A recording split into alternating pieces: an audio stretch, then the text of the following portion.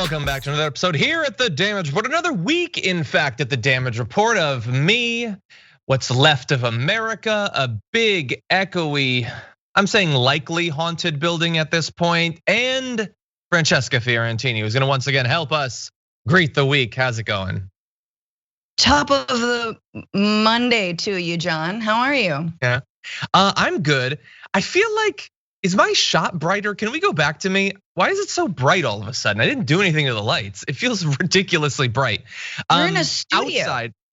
I know, but it's the same studio. And the thing is weird, that's really weird about it is that like the shot's getting brighter as everything in the future looks darker, including the debate, which comes up tomorrow night, the first of several debates, or maybe the only one, depending on what happens. Maybe they'll just cancel the rest, but we're gonna be doing live coverage of that, which everyone should definitely tune into. Cenk Uygur, Anna Kasparian, and myself tomorrow night. We're gonna be doing live commentary and mostly drinking / holding our breath in anticipation of what's going to come. But I'm very glad to have you here. Obviously, another big news weekend. Maybe not quite as big as the passing of RBG, but it's really been something. How was the Bitchuation Room this weekend, Francesca?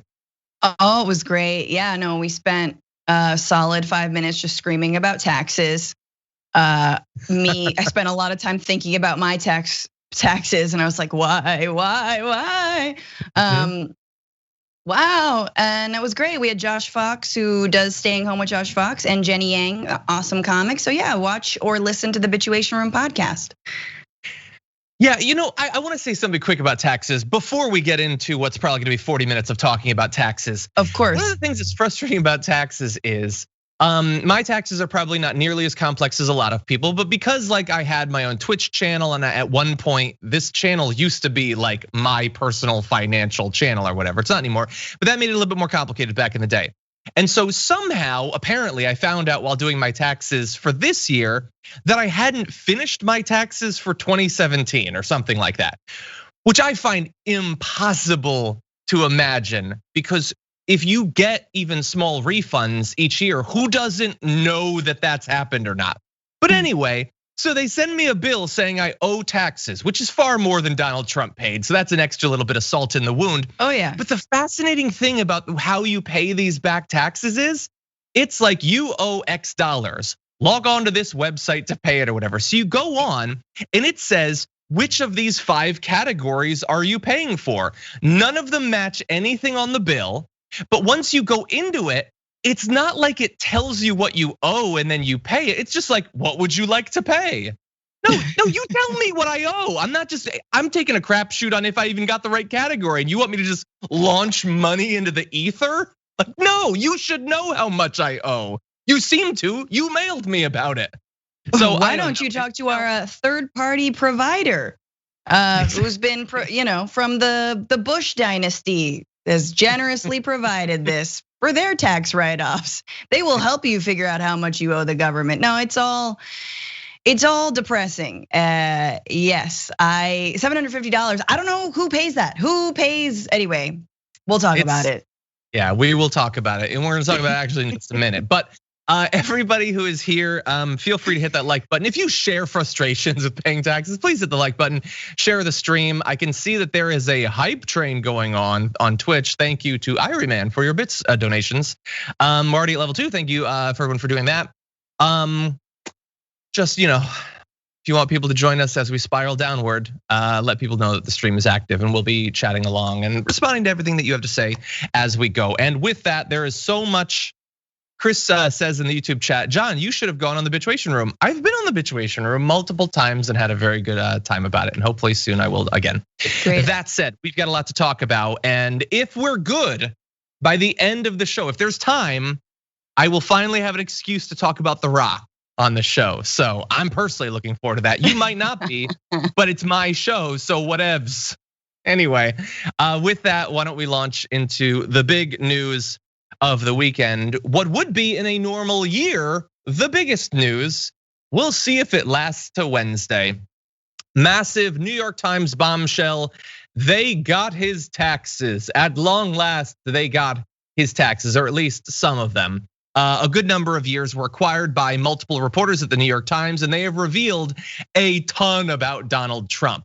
both in terms of how he's shirked his obligation to actually contribute something to the country that has given him so much. And by given, I mean literally given him so much. As well as a bunch of activity that's either arguably criminal or clearly criminal.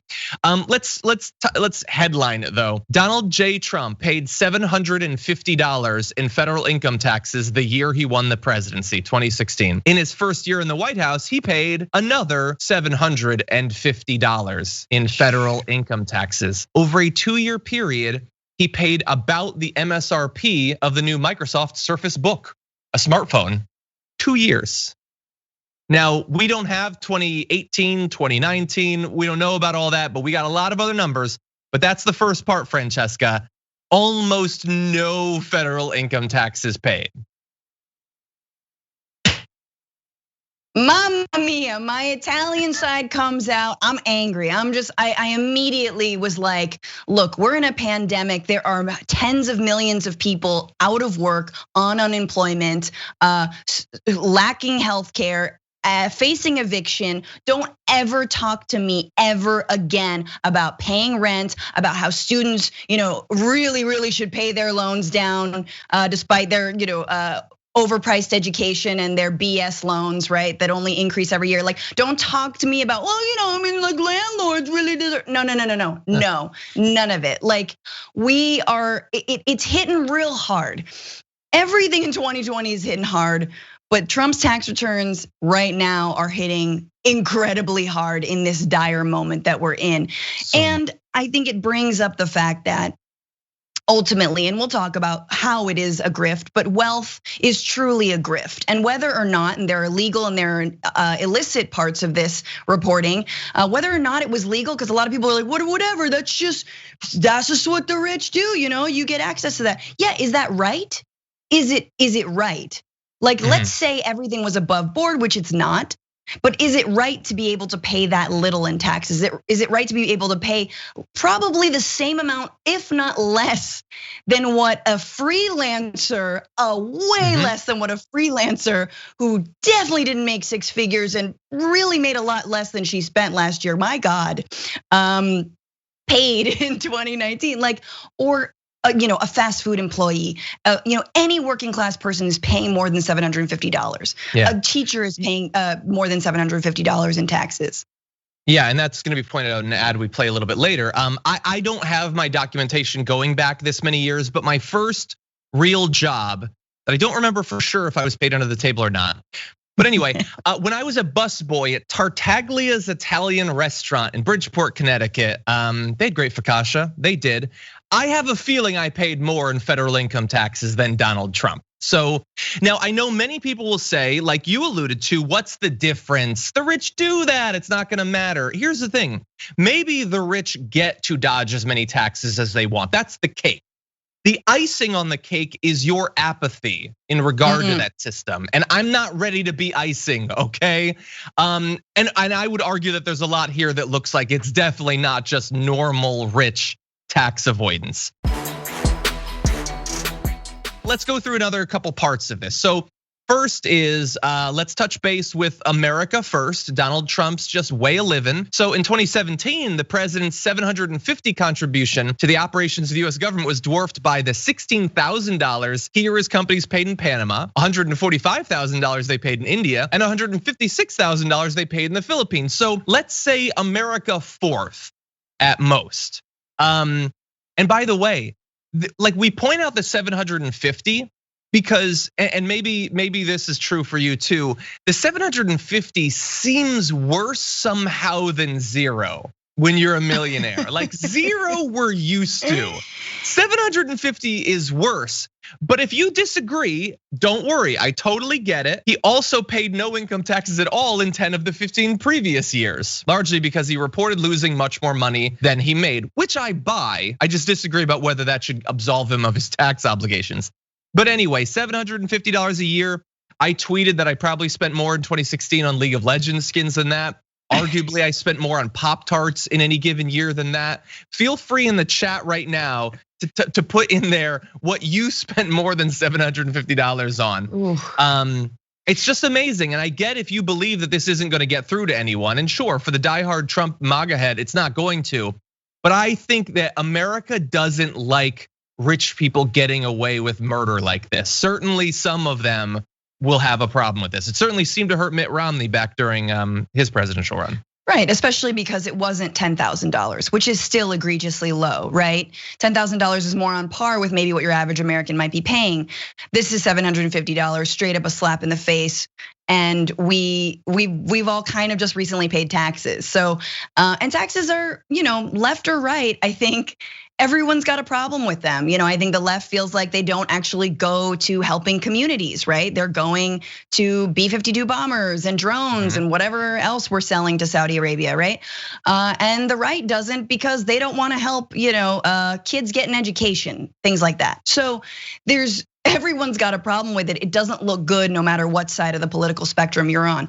I also just want to point out, I want money back for my losses.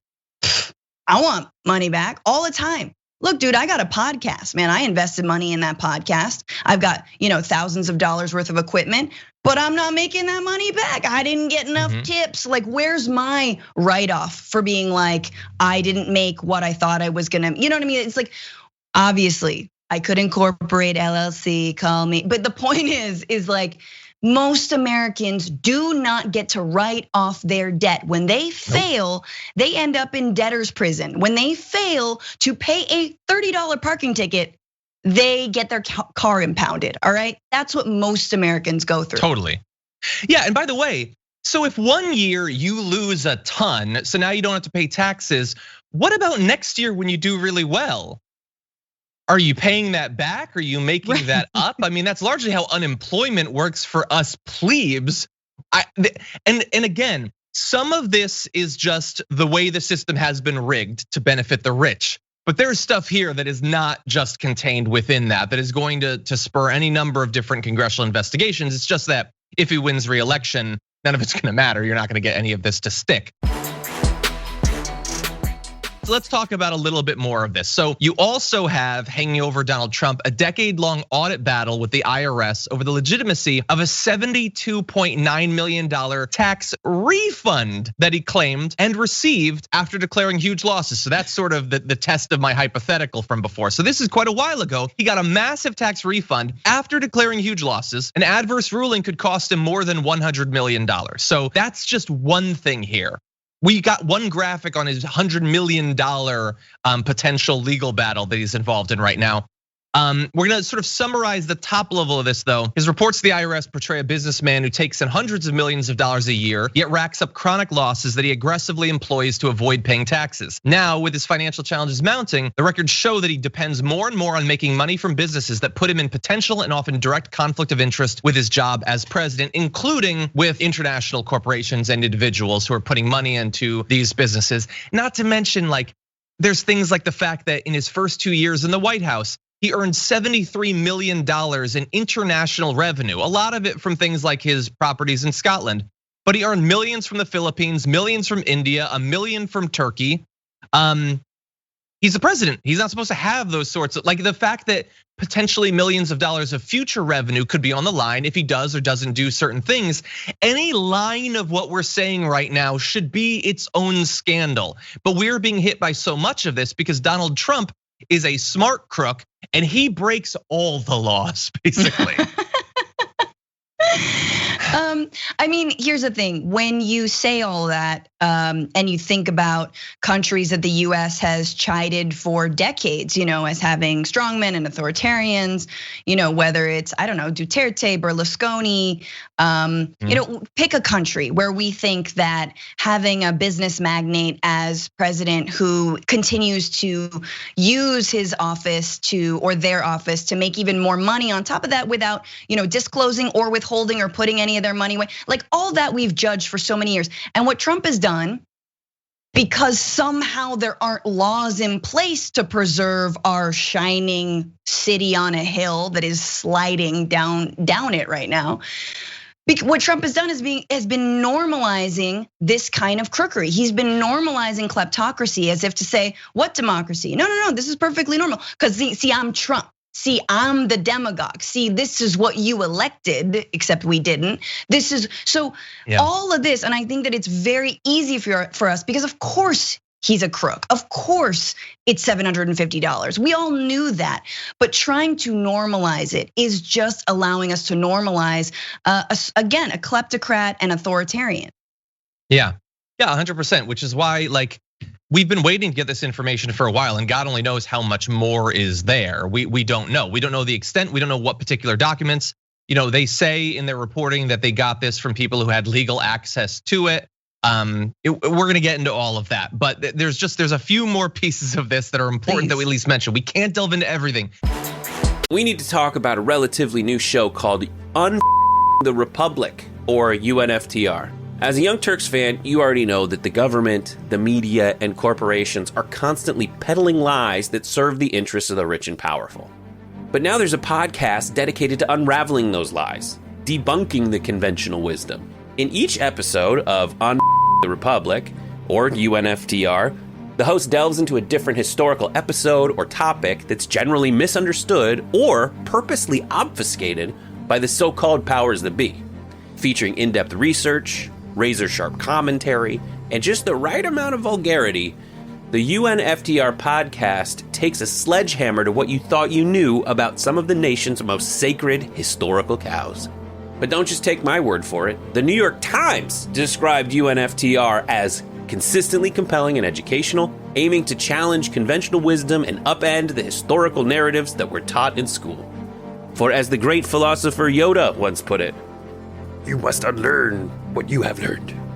And that's true whether you're in Jedi training or you're uprooting and exposing all the propaganda and disinformation you've been fed over the course of your lifetime. So search for UNFTR in your podcast app today and get ready to get informed, angered, and entertained all at the same time.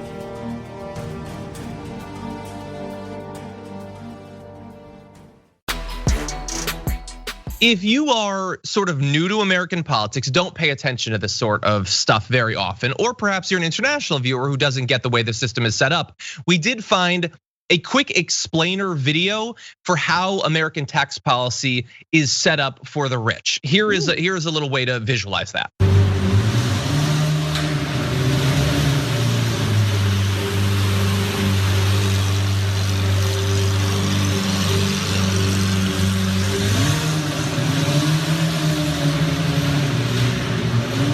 Yeah, that's basically it. Yeah, if you're rich, you can do whatever you want, honestly. But anyway, let's give you some more of the big numbers here. So, Donald Trump not only has this big audit battle that he's dealing with, that hypothetically like $100+ million is on the line. You also have, within the next 4 years, more than $300 million in loans, obligations for which he is personally responsible, will come due. Now, some of that is public information.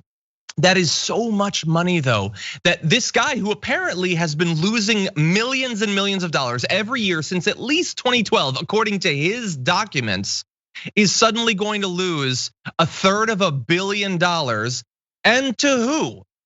What would he potentially do to put that off or to absolve himself of those debts? This is why you cannot have, we couldn't afford a peanut farmer to have those sorts of conflict of interest, but this is a guy saddled with hundreds of millions of dollars, a Will Smith in debt, and potentially to American corporations, potentially to foreign corporations or foreign governments. And we're just supposed to accept that this is okay. Yeah, I mean, I can't help but think of Michael Cohen, and coming out with that book recently, and the ways that he said openly, look, the Russia stuff, yeah, everyone wants to focus on like maybe how Russia helped Trump get elected. That's not really the story. The story is the money. Always follow the money, and remember that Trump didn't want to get elected. And Michael Cohen says this in his book. He's given a lot of interviews to this, that Trump never wanted to get elected. Truly, this run at the presidency was to revitalize the brand because he was once again in debt because he, wasted all his money. This is a guy who bankrupts casinos. Is that possible? How do you do that? Anyway, so Russia was his meal ticket out. Being able to build Trump Moscow, which never got built, right? But the idea of it, getting in with Russian oligarchs, that was his out. That was his thing. And the plan wasn't really to win the presidency, but now that we have, can never leave. can never leave. Because it would simply open himself up to too much legal liability, unless potentially it's Biden who gets elected because he seems to come from the school of Democrats that's looking forward, not looking back, and allowing huge criminal acts to go unprosecuted. That's potentially the case. But in Donald Trump's case, that's not necessarily going to save him. It's one thing for us to just let all of your war crimes be on the House. It's another thing when there are state level tax fraud implications that hypothetically could be investigated. Let's talk a little bit about some of those things that might not necessarily be totally legal. So between 2010 and 2018, Mr. Trump wrote off some $26 million in unexplained consulting fees as a business expense across nearly all of his projects. In most cases, the fees were roughly 1/5 of his income. Mr. Trump reduced his taxable income by treating a family member as a consultant, in many cases, Ivanka Trump herself, and then deducting the fee as a cost of doing business. The IRS has pursued civil penalties against some business owners who devised schemes to avoid taxes by paying exorbitant fees to related parties who are not in fact independent contractors. So look, that may seem complicated. It's not complicated. I get paid to do a job. I take 1/5 of that. I say I needed that contractor's help to do it. So I give my relative the money, so it's still in my family, and pretend that that was a cost of doing business rather than just a significant portion of what I was paid. Right. So it's not only avoiding taxation right then, it's also hypothetically skirting the estate tax laws and things like that. You cannot simply artificially say, I need to pay my daughter something, I'm gonna pay her $1 million to make me a glass of lemonade. You can't do that. That is actually tax fraud in this case. So that is something that hypothetically could get looked into. I feel like the reason Trump said okay to having children was to use them to do tax crime. He's like it's like a parent, opening a credit card in their kid's name and then running up the bill. It's the same thing, but on a really big scale. Yeah, just because they're your kid. And he's been using his kids as an excuse this entire time. And there's been no accountability, meaning the Trump organization, he said, well, Ivanka and Eric, or what's the other one? Junior, not Eric. Let's be real. Ivanka and Junior are gonna run the business, kids. Have a good time, exactly. Well, that's not divesting of the holdings in the Trump organization. So what is that? Again, all of this is once again layers of infuriating, but for me, it's mostly why now, 4 years after this, we're not surprised. Why? Did we ever think that Trump was gonna obey or follow any norm? Oh yeah, well, most presidents release their tax returns. Who cares? He won't. Write it down, America, make it a law. Exactly, all of this should be laws. That's, if that could be one of the silver linings that comes out of this garbage period of American history, it's that the laws probably won't save us. Even the Constitution might not, but the norms are nothing. They're not even icing. They're like the flavor in a LaCroix. I guess technically they're there, sort of. Anyway, okay, a little bit more to catch you up on. So let's see. Cost of haircuts. He wrote off $70,000 paid to style his hair during The Apprentice.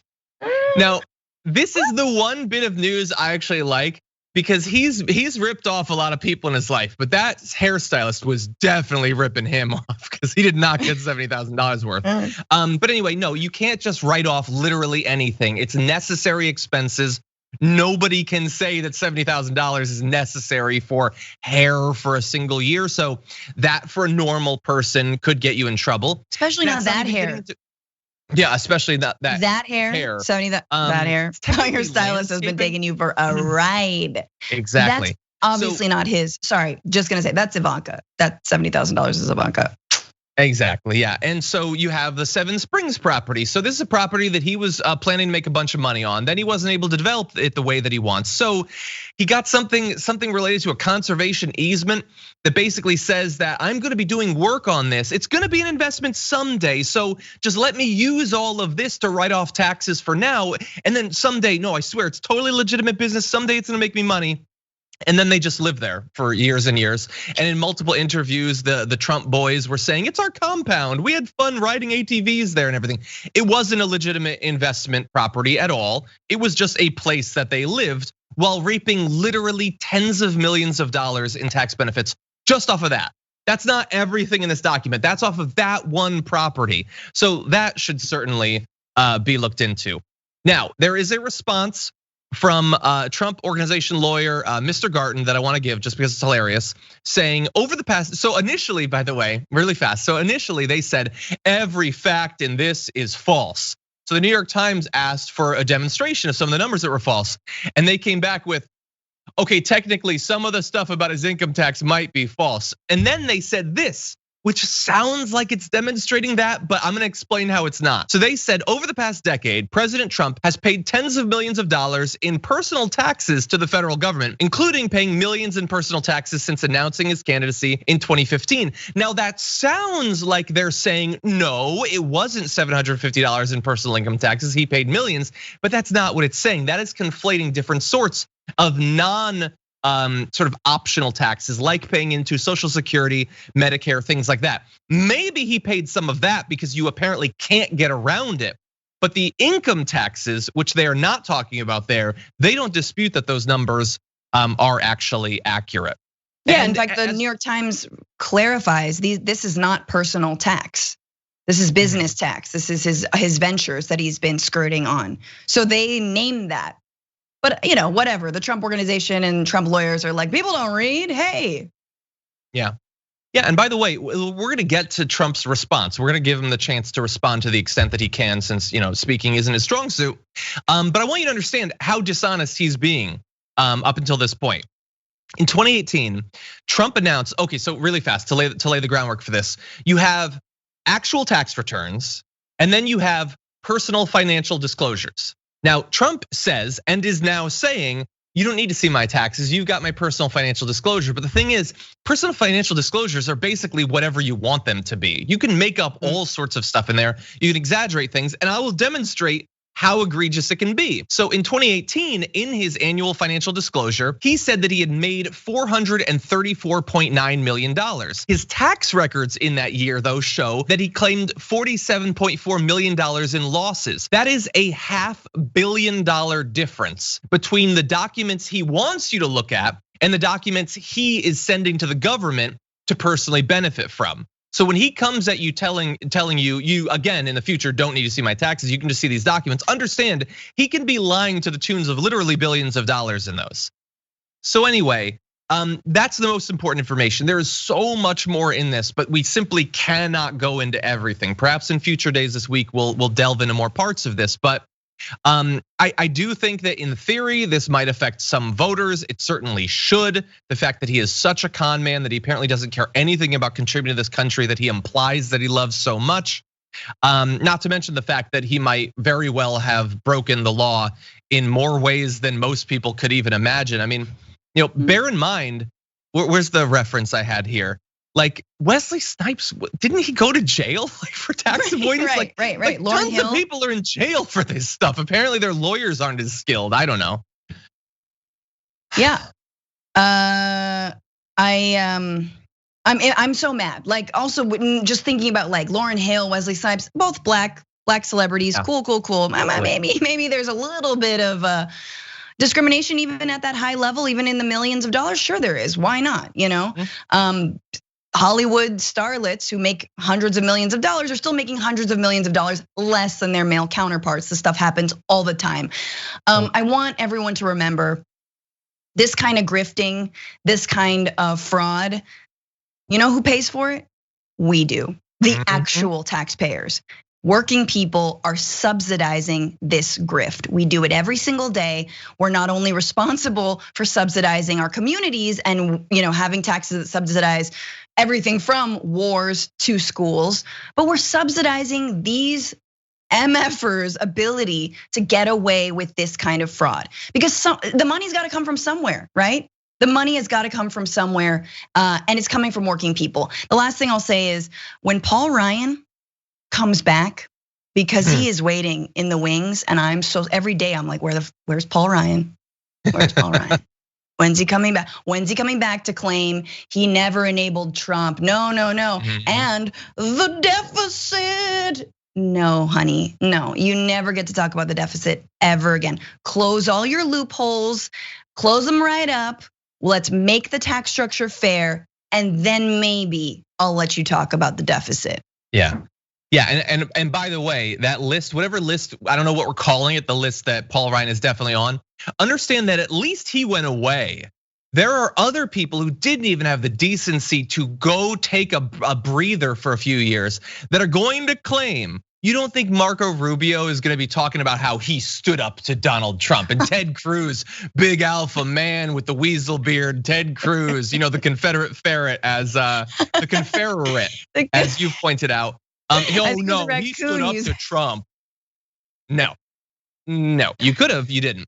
And also a reminder that while Donald Trump doesn't pay taxes while talking about America First, undocumented immigrants pay millions of dollars in state taxes, even in the reddest states. They contribute, and thank you for doing that. Undocumented immigrants make America stronger in more ways than we could possibly count. Thank you for everything that you have and continue to contribute to America. Now, how is all this tax information going to play out? I know some people will say nothing matters. I've said it many times, but maybe this will. So we don't yet have the hardest hitting like Midas touch ads or anything like that, but Joe Biden already has an ad pointing out what this new tax information means. Take a look.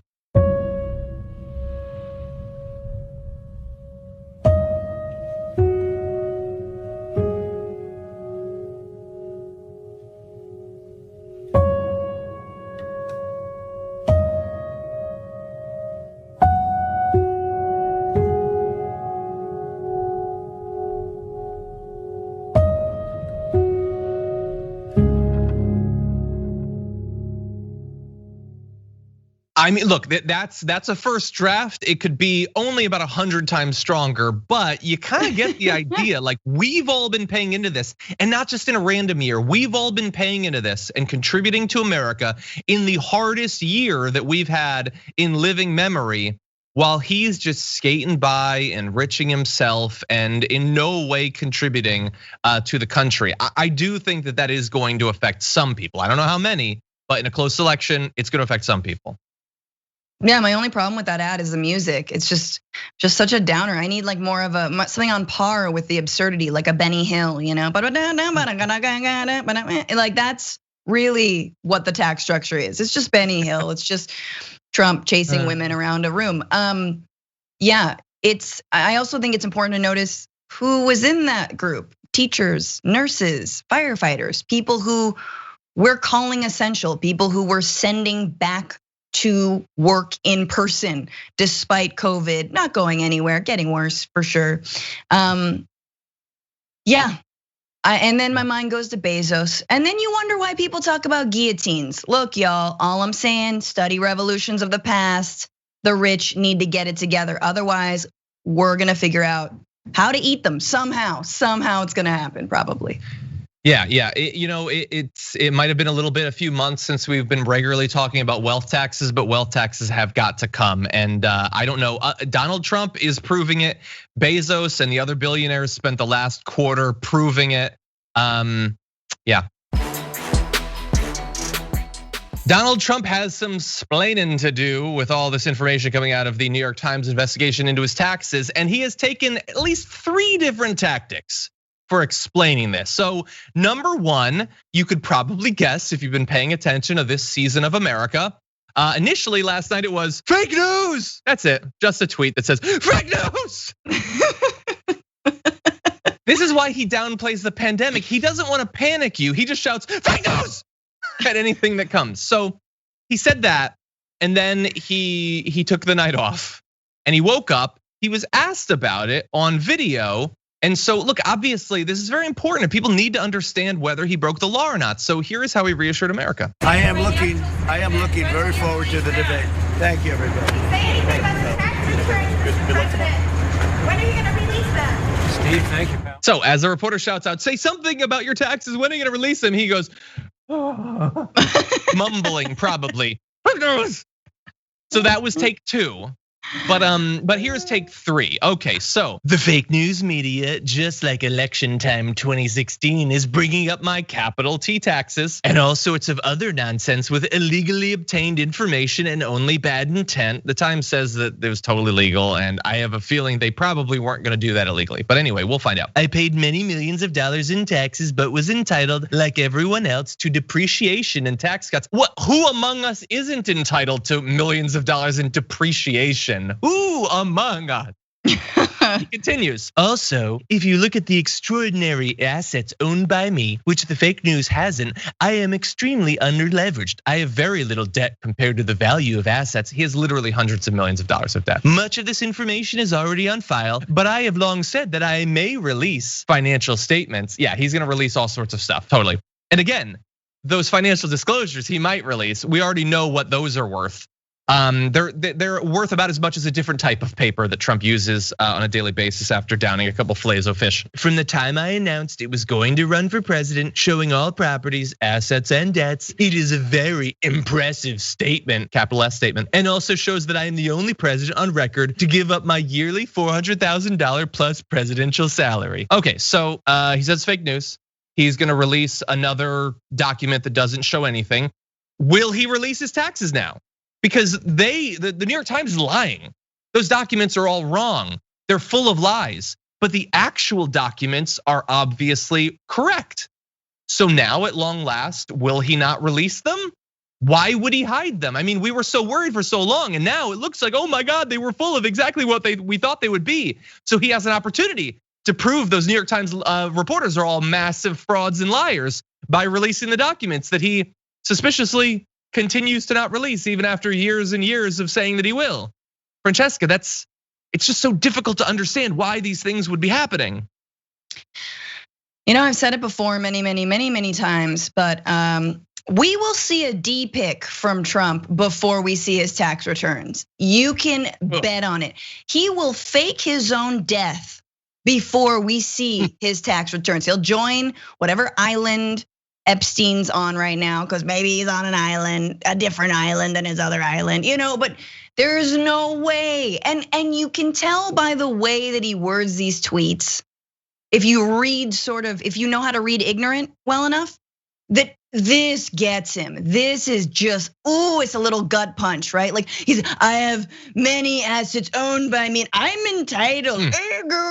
I may not. Anyway, gotta go over here now. Like he is so upset by this, because, and I think it's not really about. It's not about whether he can get away with it, because he's flaunted that before, right? He said it's on, like, I'm smart. If I can get away with not paying taxes, I'm smart. Already, I think that's un-American. I think that's unfair. I think that's cheating. That doesn't matter. For him, it's what is he worth? Is he not actually a billionaire? Is he not actually as wealthy as he is? And I think that, in speaking to is this going to resonate with any of his followers? Maybe. And maybe because they realize this guy is actually completely a phony. He's not as wealthy as he says he is. He's poorer than most people because we're not $1 billion in debt. We're not that in debt. And I just want to say, if I were Michael Bloomberg, I would go to a Trump rally and pay every single one of those people $750 to go home and see if they take it. If I was rich, I would do that. Here you go, $750. Yeah. Don't spend it all in place. I know you can use it. The times are tough, go home. Would they take it? I bet you a lot of them would. Yeah, and look, if we're gonna be talking about Bloomberg, which story has enraged the right more? The realization that Donald Trump for years and years and years hasn't paid taxes, and even in the couple of years where he did, he paid $750, like the price of like a new iPhone, I guess it might even be more. Or Bloomberg paying off people's debt to their state, freeing them up to exercise their democratic privileges and vote and all that, their democratic rights and vote. That obviously, by the way, quick spoiler alert, all of the bootlickers are pretending that the New York Times getting the taxes is a story. How could they have done this? Not anything that's revealed in it. They're not worried about that at all. But anyway, I did want to run you through a few more of Donald Trump's comments on paying taxes. Not in response to this story, but from earlier, because as always, there's a tweet for everything. So back in 2012, Donald Trump tweeted, Barack Obama, who wants to raise all our taxes, only pays 20.5% on a 790K salary. Do as I say, not as I do. And he was sort of being honest in that last part, because the saying and the doing are very different for him. But Barack Obama only paid 20.5%. You don't pay anything. You literally don't pay anything. Right. And then, okay, you might think, well, that's way back in 2012. Take a look at this. So this is from 2018. Trump tweeted, signing a recent tax return, isn't this ridiculous? First of all, he didn't do anything in his taxes except maybe sign one document. And in 2016, he paid $750. So you can stack up however much paper you want. Apparently more money went to the Michael Scott Paper Company than actually went to the federal government when that document was finalized. Because yeah, it's really annoying to sign something, but it is nice to have conned the US government out of tens of millions of dollars. CNN had a recent graphic, and I haven't verified it, but it was basically comparing the last, I think, 6 presidents and what they paid in income tax. Clinton, $60,000 one year, which was like surprisingly low. Bush was something like, in the $200,000. And Obama was 1.5 million, by far the greatest out of all of the former presidents. Yet, I don't think he was the richest. So maybe he was just more honest. Maybe he knew if he slipped up, being the first black president, he would absolutely be gone after. I don't know. Totally. But it was an interesting comparison to make and to look at. Yeah, exactly. And look, I don't know if could the New York Times have published this a week or a month ago? Some people are saying, well, it's coming out 2 days before a debate. Did they do that on purpose? Look, I'm just glad that they didn't wait to publish their book about this. So this is definitely gonna come up. Biden, they released that ad. He was asked about this, but like he has declined to give an actual statement. It sounds like he's waiting to do it on debate night. So really fast, how successful do we think that's gonna be as a focus of the debate? Knowing that Trump is definitely gonna do his line again, that it makes me smart. The question is, in a pandemic year where tens of millions of people lost their jobs and other people have just been financially ruined, is that gonna sell as like a fun line? It makes me smart, as people are watching like friends and family members die and lose everything and lose their jobs, and they're sitting at home unable to do anything. I feel like it's a different time. I don't know that that's gonna be as successful of a line for Donald Trump. No. Do you think they held it? Did they hold it for the debate? I think, yeah, look, I wouldn't say that news organizations don't hold or decide when to release articles. I've been thinking about this. Of course they do. That's all, they know when they've been asked to hold something and they've done it. They'll release something on time. I definitely think it has something to do with the election, but it also has something to do with when they could verify their sources. I've been thinking why they didn't wait even longer. I don't think it matters that it's ahead of a debate. I don't think the debate actually really matters all that much. I'll be watching, but I don't think it super matters. I'm wondering when and how he's going to spin this and turn the narrative, and it'll all just will reset to zero, right? He just a week ago or less than a week ago said he might not leave office if he was voted out. Like nothing really matters. So if you're gonna hold it until right before the election. But once again, who knows what the calculation inside the New York Times is. And I will say again, everyone should go read the full thing. It's like 10,000 words, but you should definitely read it, or at least skim it. But they've also said that there's going to be further reporting coming out in the near future. So they didn't necessarily delve into everything, certainly not to the extent that they can, and more of that will be coming. So we'll see. Probably not before the debate. There's only one more day, but perhaps in the next month, more will come out. We've been waiting to find out who is Trump's pick going to be to replace Ruth Bader Ginsburg, and there was reason to believe that it would be Amy Coney Barrett. But in a surprising twist, he has picked Amy Coney Barrett, sparking a chorus of outrage from Democrats and progressive groups who warned her confirmation could shift the court to one that would dismantle the ACA and work to preserve the Trump agenda for decades to come. So we know quite a bit about her because she was one of the names that was bandied about the last time around, actually. So you need to know that she's called Roe v. Wade a framework of abortion on demand. She's openly opposed the ACA. She critiqued the Supreme Court's decision to uphold the individual mandate. She was paid by an anti-LGBTQ hate group to deliver a lecture, and on and on and on. She is the Christian right wing's wet dream of a Supreme Court justice who will do what they want, overturn Roe v. Wade, among other things. That's who we sort of expected he was gonna go for, and that is indeed who he picked, Francesca. Yeah, and the, Ruth is barely in the ground. Barely, just barely. Wow, they had the decency to wait less than a day. And now basically her nemesis, her complete opposite, right? A woman who I think others have said walked through the doors that Ruth Bader Ginsburg opened, right? A woman, Ruth Bader Ginsburg, who fought for equal pay.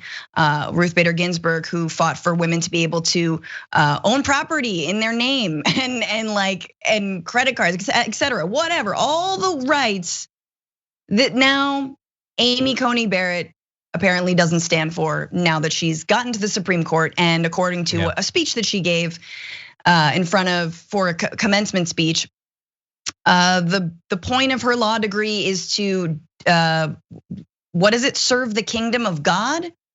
Yikes.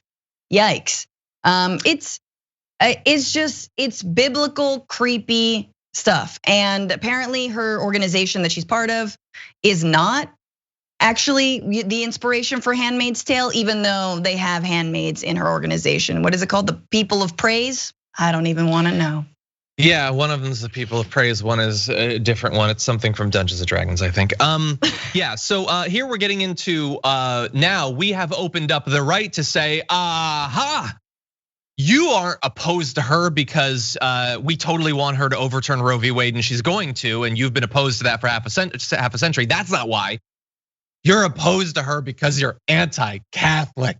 And here's the thing, as a person who was raised half Roman Catholic, allow me to say that Roman Catholics are crazy, but the other half is Lutheran. They're crazy too. I got news for you. I'm an atheist. I love you all. You're all crazy in different ways and to different degrees. It's all kind of crazy to me. The anti-Catholic thing is such BS. I mean, Biden, like the idea that the opposition is based off of that just doesn't make any sense whatsoever. No, it's based on what she's going to do, what she's being picked to do. The other stuff is like flavor text on that. And it's weird and it's creepy, but it could be for any number of different religious persuasions. I don't care about that. I care about what she's actually going to do. And so she's also been called, it's also called anti-woman if you criticize her, which again is the right's favorite game of feminism only applies to us and not to you. What is feminism anyway? I don't understand. No, feminism is working for equal rights, and reproductive rights are absolutely part of women's equal rights. It's funny because we just got done talking about tax returns and Trump's crimes and crookery, and now we go to, again, this very orthodox, creepy, biblical, what we've called, Christian nationalism, which is absolutely the agenda of the right now. And I just think Russia, I'm not trying to red bait or get into any of that. It's not about anti-Russia, but look at the way that Russia has these pillars of the Orthodox Church and kleptocracy and these kleptocrats and oligarchs. It's beautiful. I don't want to be Russia. I'm sorry. Don't want it. There's a great comment on Twitch from Trashy Plays who says, it's anti-woman to call out a woman for wanting to take rights away from women. I would argue that I am going to oppose her wanting to, consign women to back alley abortions in the same way and to the same degree I would if a right-wing male was doing it. But we should also add, because we're gonna talk a little bit more about abortion in a bit, the fact that they are rushing to push through a justice that will help strip health insurance from tens of millions of Americans as we're still in the grip of a horrendous pandemic is just, it's perfect. It's so 2020, and in a normal democracy, in normal times, they would pay a horrendous political cost for doing that. We'll have to see if that happens. I don't know at this point, but it seems insane to do that. We'll have to see. But let's just try it. I want them to. I truly do. Well, they're doing it. They're rushing through. Oh, you're saying try to strip away? Yeah. Well, Maybe soon. Repeal the ACA in the middle of a pandemic. Go ahead. Let's see what happens. Go ahead, do it. You're gonna be back on the show someday, and we're gonna talk about that news exactly. On abortion and Donald Trump and Amy Coney Barrett, is that actually why he has chosen her? I know that's why many right-wingers wanted him to choose her, but let's go to a little bit of video of Donald Trump talking about her and that topic. I want to dive right into the core issue. For conservatives, for evangelicals, for Catholics, since 1973, there's been a clamoring for a review and reversal of Roe v. Wade. Right. You sat down with our own Chris Wallace in 2016, Mr. President, said this: if we put another 2 or 3 justices on the court, the overturn of Roe v. Wade will happen automatically, in my opinion, because I'm putting pro-life justices on the court. Would you like to see Roe challenged and overturned? So I didn't think it was for me to discuss that with her, because it's something she's going to be ruling on, and this is what I was told, although I would have had the right to do that. But if you look at her past actions and rulings, I guess she maybe would be in the category that you mentioned. I don't know. I can say this, that she is certainly conservative in her views and her rulings. And we'll have to see how that all works out. Do you think it will work out? Do you think a 6-3 court with 3 of your picks on there, Mr. President, would potentially rule on a life issue, on a Roe issue? It's certainly possible, and maybe they do it in a different way. Maybe they'd give it back to the states. You just don't know what's going to happen. Okay, so really fast on all of that, just bear in mind that interview, and Hegseth has no problem with anything that Donald Trump just said there. For the future of every comment that a conservative will ever make about the Supreme Court, how it's supposed to function, how they're supposed to be picked, Roe v. Wade is precedent, and they're just saying, no, as soon as we can, we're going to overrule. I don't care about any of that. So just understand that they don't care about that. The idea that these are supposed to be like reading the strict word of the Constitution. No, they were picking conservatives. They want someone who is socially and economically conservative in their politics. He didn't say anything about judicial temperament or judicial philosophy. He said she's a right winger. I want a right winger. So just bear that in mind. But Francesca, he seems pretty confident there. He doesn't seem to care. He doesn't seem emotionally invested, but he seems pretty confident that she's gonna overturn it. Maybe they will, maybe they're in the category you say. I'm not gonna commit one way or another. Anyway, I pay for all my abortions. Yeah, they're in the best private facilities. They got whatever. It's, once again, abortion is not going anywhere. It's just gonna get a lot less safe. And I want to shout out some of the amazing work that groups like Handmaids in Texas and there's a Handmaids, network of pro-choice organizers who are in states that already have had Roe v. Wade stripped. Because mind you, if Roe v. Wade goes away, absolutely it would be devastating, but it does really fall to the state. And in so many different cases, states have already been stripping away abortion rights and reproductive rights, obviously by saying that, hallways have to be a certain width, or they have to have hospital admitting privileges in a clinic that performs abortions, which is completely ridiculous. So you already have abortion deserts and states where people have to drive miles and miles and miles, go to a different neighboring state. So you're definitely going to see a rise in deaths from women. You're gonna see a rise of refugees, of people going. There are already people crossing the US-Mexico border into Mexico to get a safe abortion. This is all about safe abortions. It's not about whether or not they're gonna happen, because they're gonna happen. And it's really scary. It's scary, and it feels cheap. I think if anyone, even if you are, let's say you're pro-life. Let's say you think you're Christian and you think that being Christian means protecting a zygote's life, which it doesn't, in my book.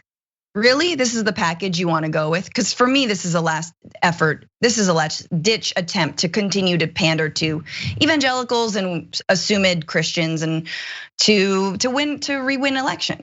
So yeah, and it couldn't be more of a pander. I mean, as I said, it was fairly clear in that he doesn't care at all about overturning Roe v. Wade. He was pro-choice back, a couple decades ago when his yearly abortion, bill was more than his tax bill. He doesn't care about that. Now I understand if you're a right winger who literally the only reason there is politics is to make sure that nobody gets an abortion, then you don't care if he's a true believer. You want it to be outlawed. I get that, but I want to make the point that while her getting on the court massively increases the odds that Roe v. Wade will be overturned, I buy kind of at least what he said in that interview was that he didn't ask her about it or he didn't press the issue. It's certainly not a litmus test. I will make the case, and feel free to disagree with me, Francesca. He cares about one thing and one thing only, and he 100% asked her about it. We know that with Comey, he asked for a personal pledge of loyalty. That's what he wants.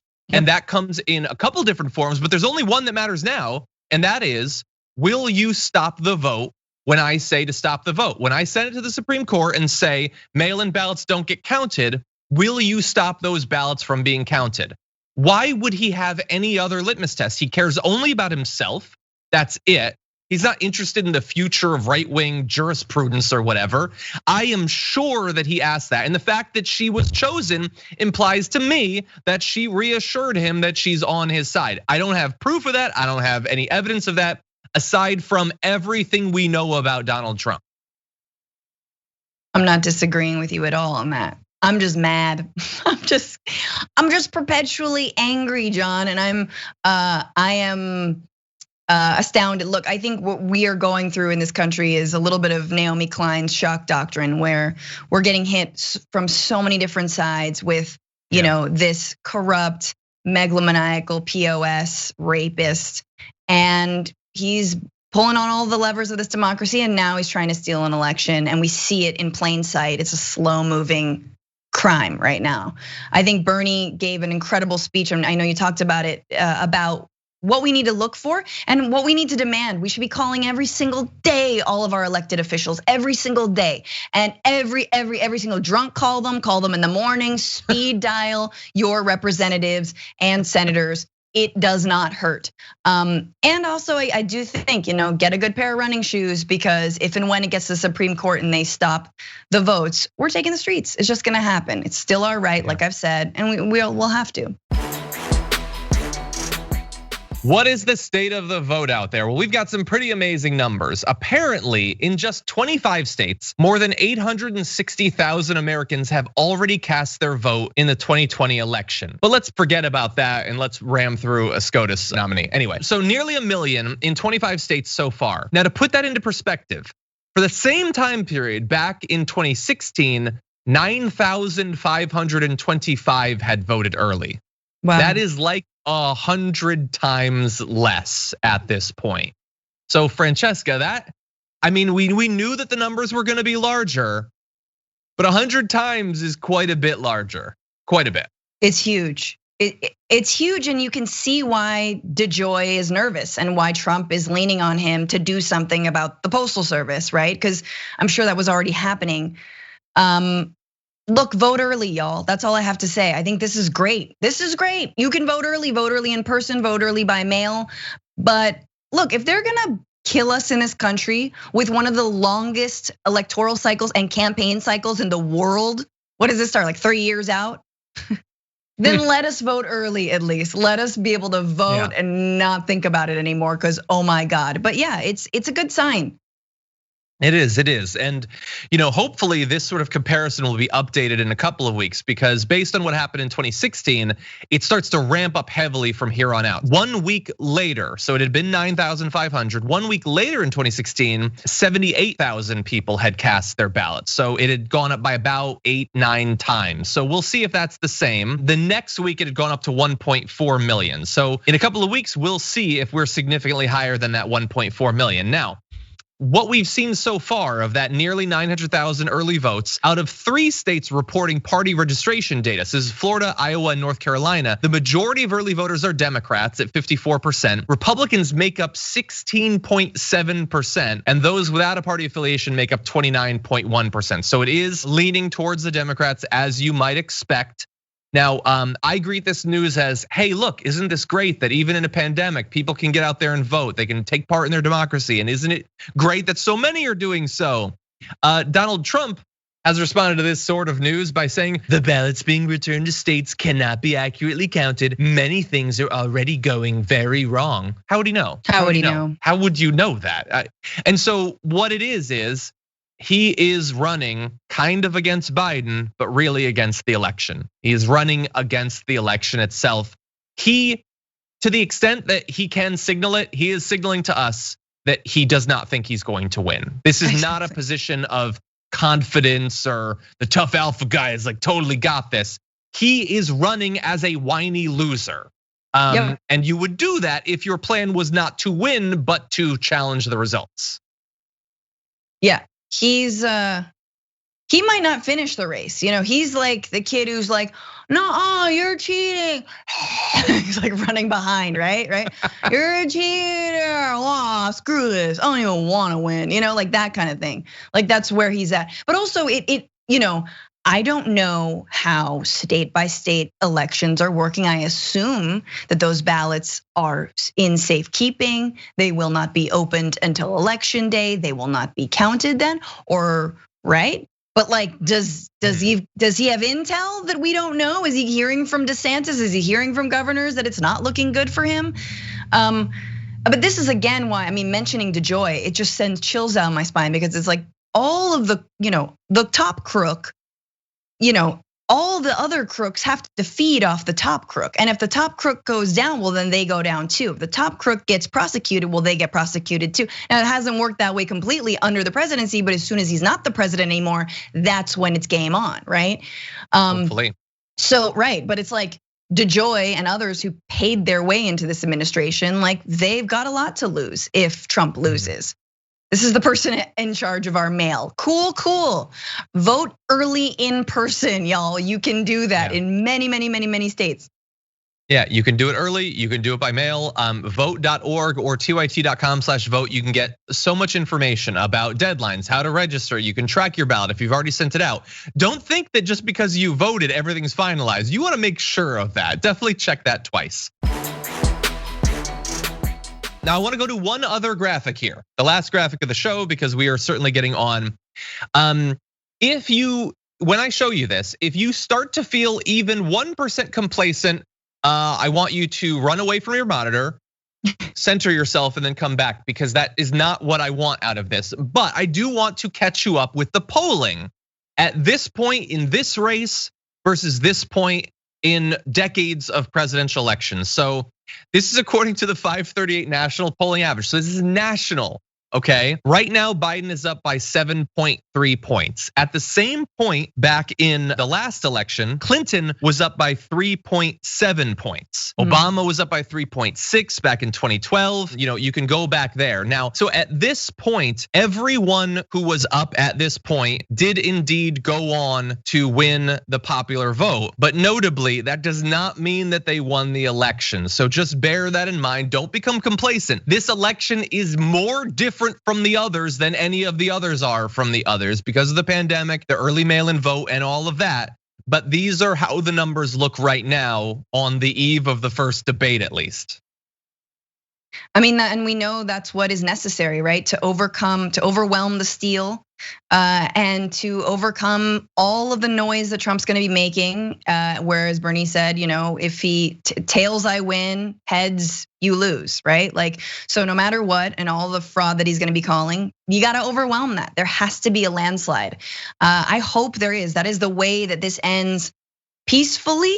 That's the way that, we can, all of this sort of mold, the mold that's been growing out, the mushroom on the back brush of Ted Cruz just sort of recoils, right? And recoils back like the Wicked Witch of the West feet going back underneath the house or whatever. I'm mixing metaphors, but you get it. We gotta win in a landslide. We totally do.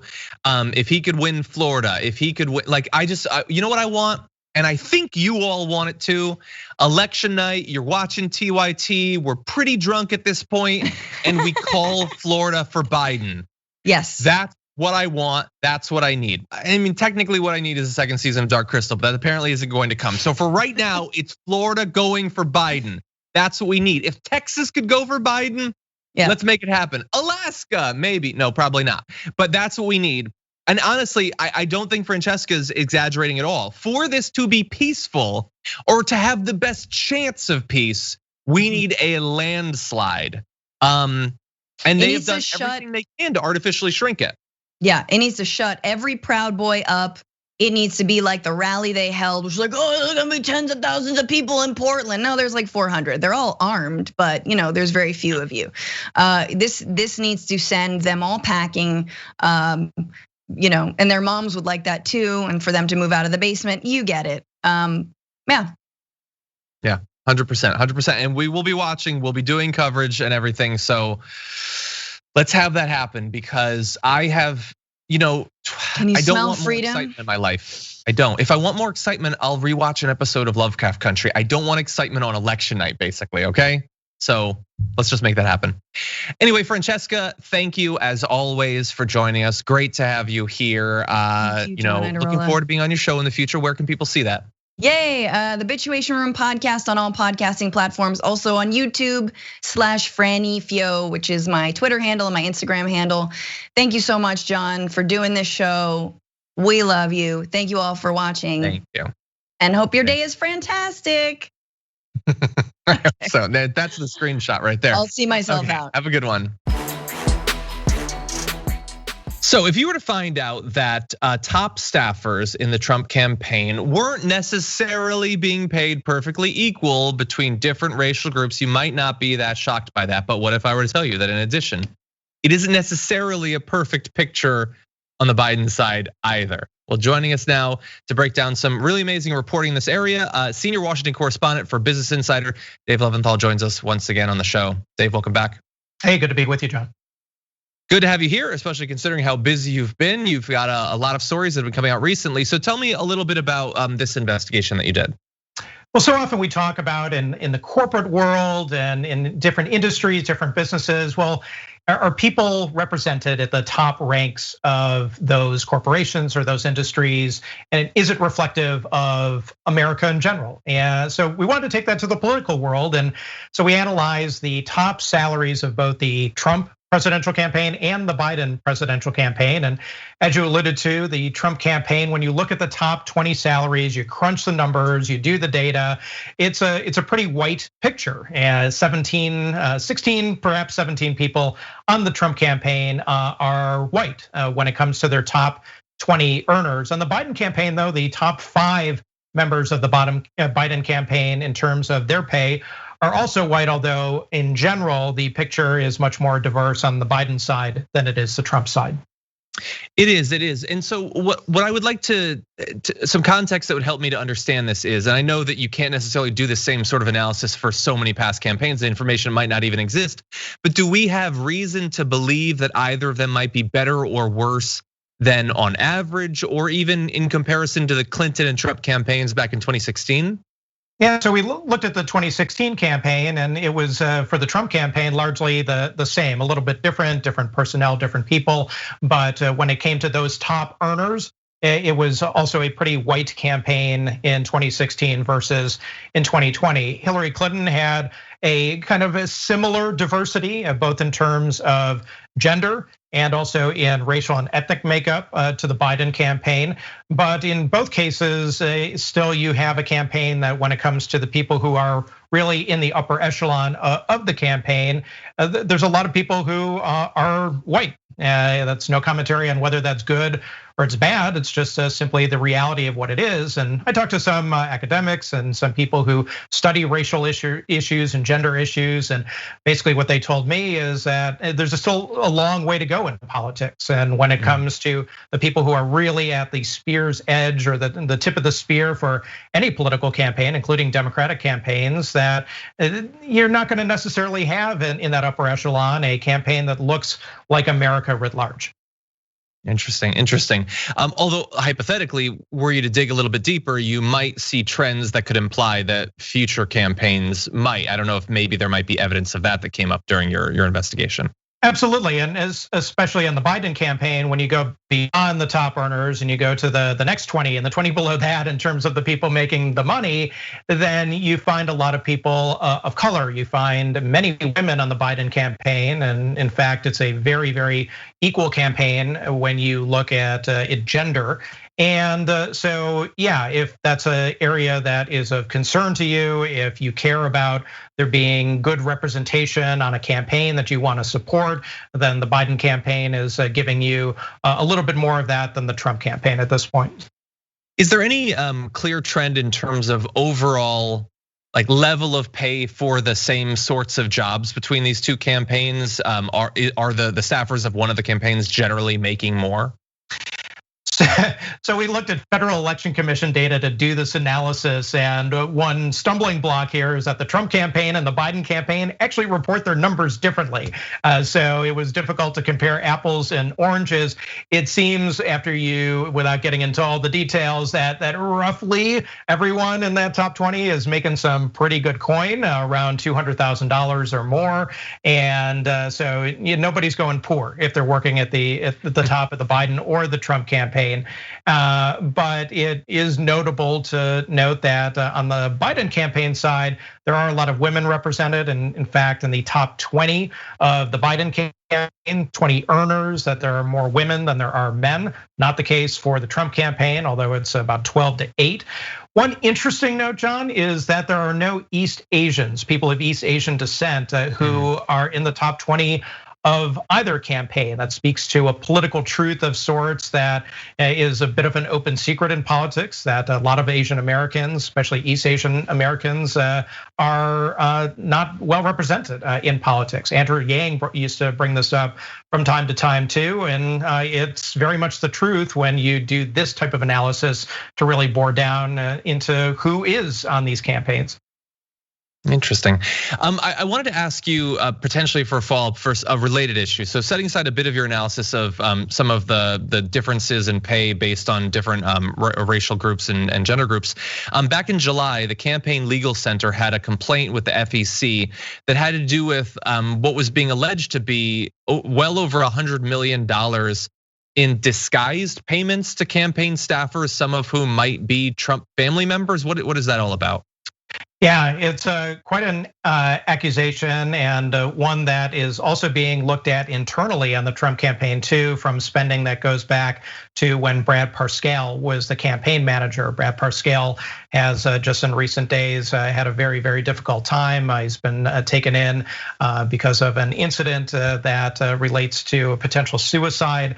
So a pretty serious matter there. But putting that aside just for a moment, the Campaign Legal Center and others have accused the Trump campaign of basically falsifying payments or hiding the true nature of payments that are going to vendors, people who are hired by the campaign to do work. And that includes Brad Parscale potentially. It includes other folks too on the campaign, including Trump family members. And if you look at the roster of people who are earning salaries from the Trump campaign, there are a few people who just simply aren't there. And it's really strange and really odd. And it's Brad Parscale, it's Bill Stepien, the current campaign manager, and various other people in the Trump family. Well, are they getting paid? Are they getting money? The Trump campaign definitely has some very novel, I think you can call them, payment structures, and will oftentimes make payments through corporate entities or through other means that make it a lot more difficult to actually truly figure out who's getting the money, who's getting paid what and how. And that's really at the crux and the heart of the Campaign Legal Center's complaint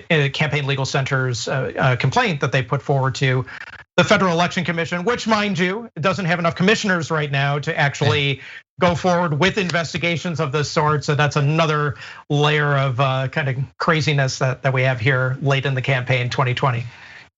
Yeah, the issues with the FEC function is not going to come as a shock to anyone who's seen your past appearances on the show. It seems like, wouldn't who you're paying on your campaign staff be like sort of a top level concern for disclosure? Like if we're going to know about the money going into and leaving your campaign, that seems like sort of the top level. Like if we don't have that, then what's the point of the information we do have? So I'm assuming they're trying to get that information. But one question I have is, I'm assuming this is distinct from one of the issues that was raised from the New York Times recent reporting, the look into Trump's tax returns, was the possibility that he was using a sort of phony way of paying contractors, including family members, to take some portion of payments he was receiving and sort of disguise them as expenses. It doesn't seem like that's the theory of what's happening here, but what is the idea of what might be going on? Are there any theories being bounced around about exactly why there's so much smoke in this area? Absolutely, and it really kind of, when you get down to it, it kind of goes down to one root thing, is that the rules are a mess in this country when it comes to disclosure for campaigns, for finances of political candidates. They're not consistent. They're not, in many cases, enforced. And as a result, we have a situation in this country when it comes to what a politician is doing with his or her money, either personally or through a campaign, the transparency, the level of transparency, and what they should or should not be doing, and whether they're gonna get punished or not, is really all over the map. So what does that mean going forward? Well, it means that I think you can expect, for in particular, if there's a Democratic House and a Democratic Senate, and Joe Biden wins the presidency, that if you take Democrats at their word, that this is gonna be a huge agenda item. And we may have some new laws in this country that directly hit on that issue of transparency in politics, transparency in public life, and financial issues involving members of Congress, political candidates that really speak to the Donald Trump experience over the past 4 years, whether it's taxes or one's businesses or conflicts of interest, or be it what it may. That's gonna be at front and center. They tried to put forward, Democrats, that is, something early in 2019. Of course, it's called HR 1, a bill, but of course it went nowhere because the Republican-controlled Senate was not going to have it. It will be a different ballgame in a major way, and Democrats telegraphed that in another bill that they put forward just a couple of weeks ago, that this is going to be a priority. We will see if that happens, stay tuned. And of course, we have that little election that we've got to go through first before any of this were to become a reality. That technicality, it'll be over before you know it. Well, look, if that does become sort of one of the top line things that the Democrats are working on, you're certainly going to be busy for the next few years. Don't doubt that. But thank you. Exactly. Everybody, you need to go to Business Insider and follow Dave's work. Follow him on Twitter as well. Nobody follows the money like he does. Dave, as always, thank you for joining us. We really do appreciate it. Hey, great to be with you. Thanks.